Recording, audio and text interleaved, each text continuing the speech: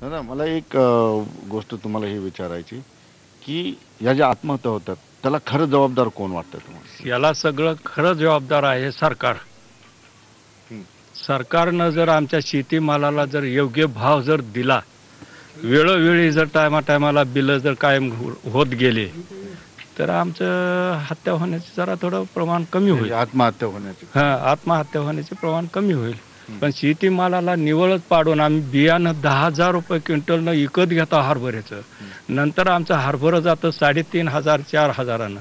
कसं भरून काढायचं? कसं आमची भरपाई ही 5,000 वरले कुणी लॉस भरायचा, कुठून भरायचा, कसा भरायचा?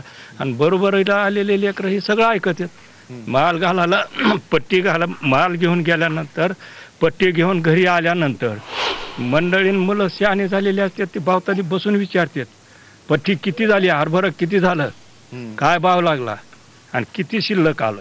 तर ह्याच्यामध्ये लाजरवाणी गोष्ट वाटते. म्हणजे शेतकऱ्यासोबत त्याच्या कुटुंबावर ताण पडतोय.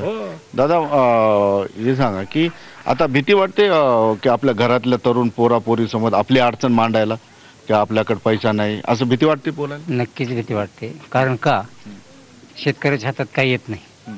एकतर मालाला भाव नाही.